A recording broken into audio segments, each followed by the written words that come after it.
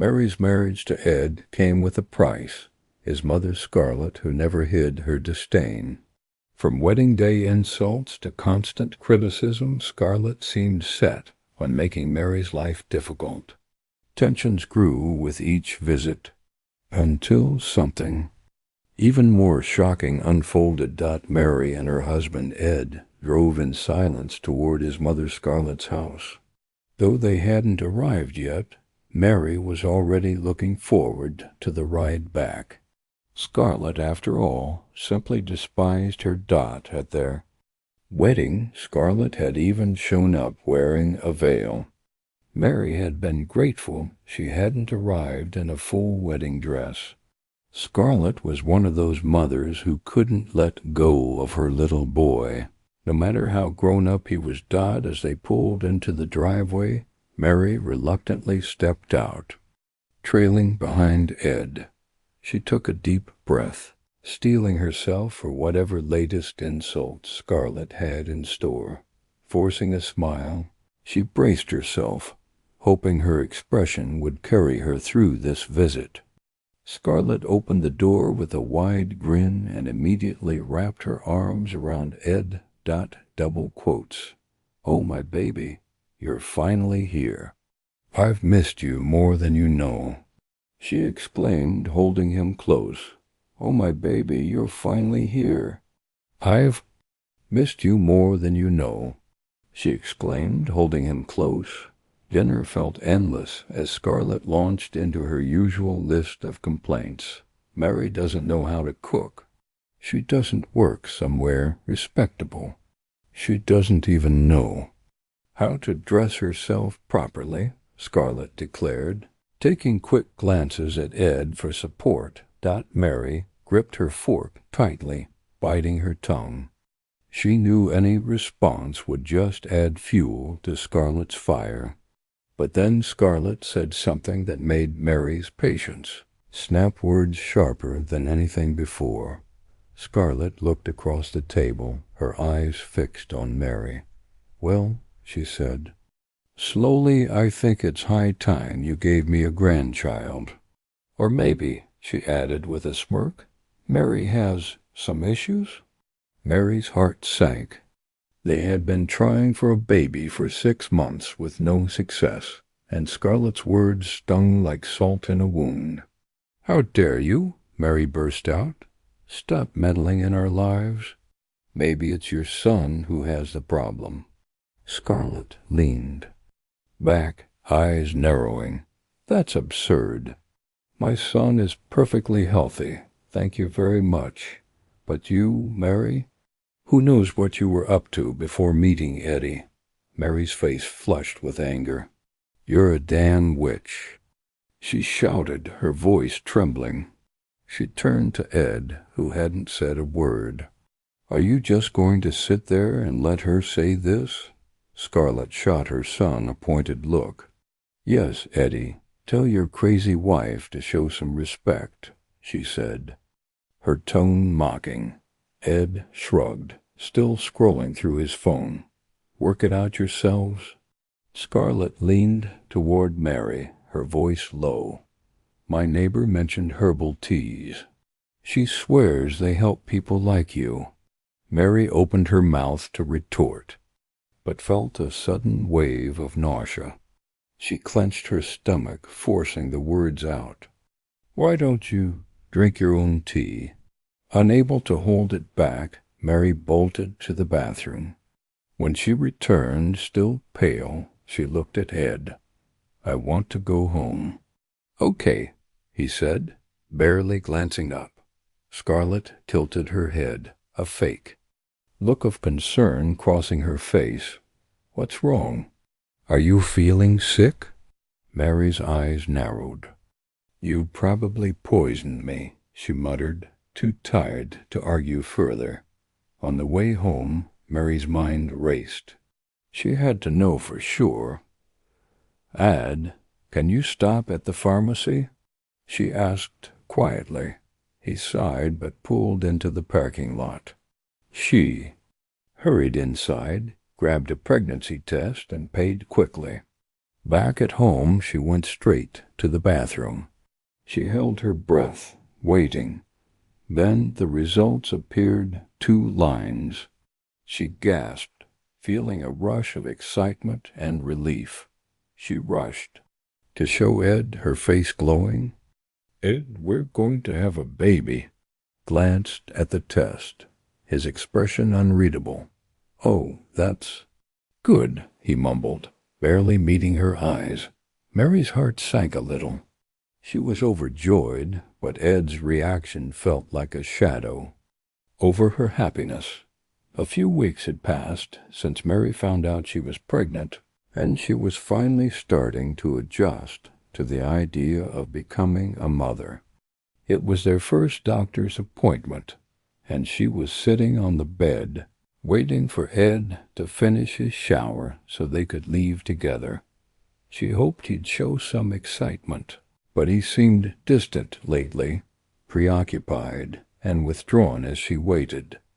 Ed's phone buzzed beside her, lighting up with a message.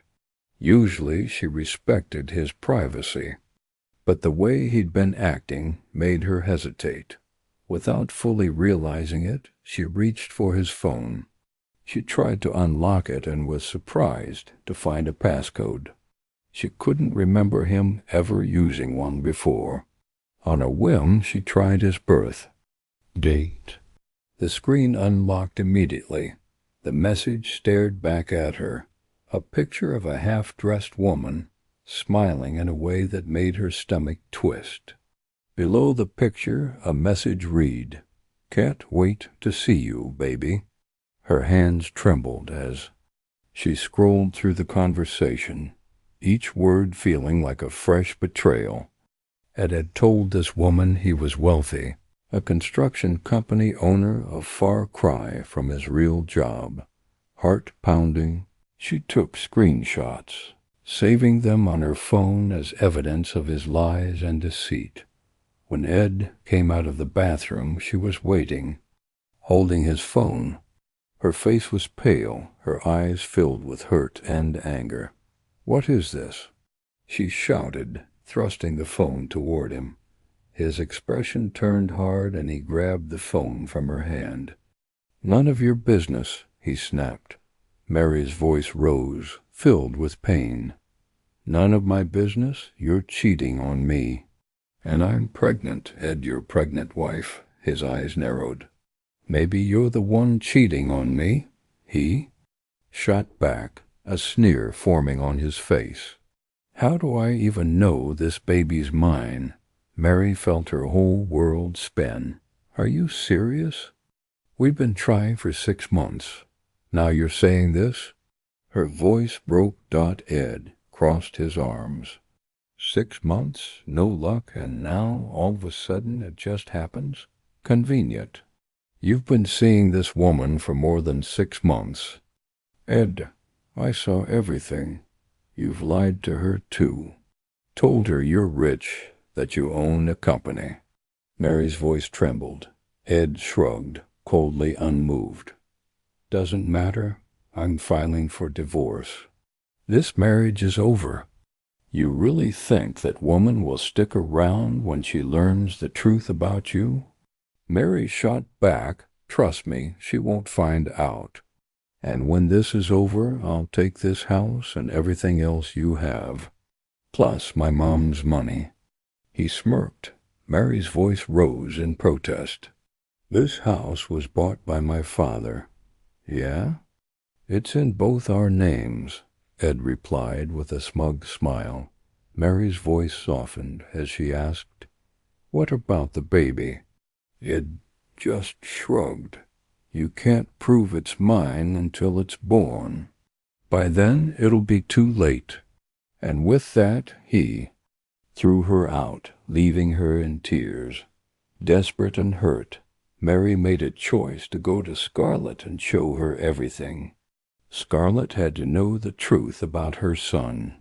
She sat across from Scarlett, her heart pounding as she told her everything. Ed's lies, his cheating, his threats to take the house. She held her breath, waiting for Scarlett to dismiss her. But to her surprise, she listened, her face growing pale. Scarlett looked down, tears welling in her eyes. "He's been taking money from me too," she said softly. "Every penny his. Father left me everything I've saved. He said he needed it for doctor visits because you couldn't get pregnant." Mary shook her head, feeling both anger and sadness. "He never even went to a doctor. Every time I brought it up, he refused." "I checked our account, Scarlett. He's been taking out huge amounts."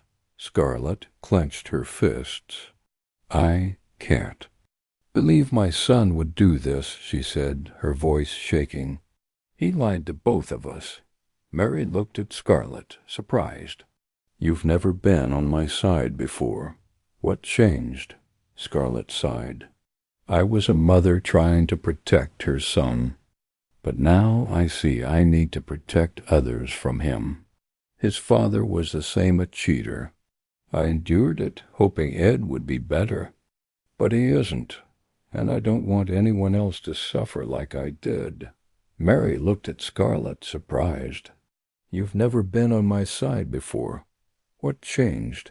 Scarlett sighed. "I was a mother trying to protect her son. But now I see I need to protect others from him. His father was the same a cheater. I endured it, hoping Ed would be better. But he isn't, and I don't want anyone else to suffer like I did." Mary and Scarlett moved forward with their plan. Mary confronted Ed directly, and she showed him the screenshots of his messages. "I have all your messages," she said, her voice steady as she held up her phone. "And I've already shown them to Scarlett, so you have no more room to manipulate anyone." Ed looked shaken, but Mary continued, not backing down. "Here's the deal," she told him firmly. "Give up your claim to the house, sign these divorce papers, and agree to pay child support. Do this, and I'll stay quiet. Otherwise, I'll make sure your lover knows the truth." Backed into a corner, Ed reluctantly agreed and signed the papers without a word. He had no idea that Scarlett had the final piece of the plan. Scarlett went to Ed's lover herself, revealing everything, his lies, his fake claims of wealth, and his deception. She left nothing hidden, ensuring her son's lies would come crashing down. When Ed found out, Scarlett was sitting with Mary, enjoying tea at her house.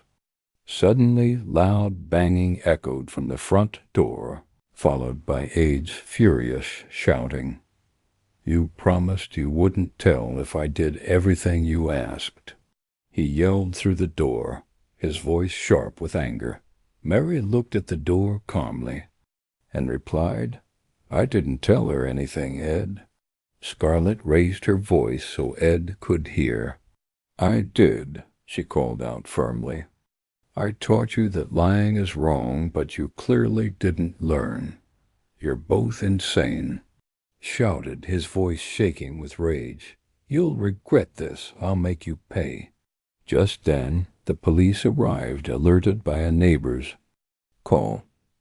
They restrained Ed, leading him away as he continued yelling threats, while Mary and Scarlett stayed inside, unshaken while finishing their tea. Tell us what you think about this story and share it with your friends. It might inspire them and brighten their day. If you enjoyed this story, read this one. 16-year-old Eric slips away from his foster family on a camping trip, desperate to find his real mother and the answers he's always craved. But as he faces hard truths about the past and what family truly means, Eric's journey takes a turn he never saw coming.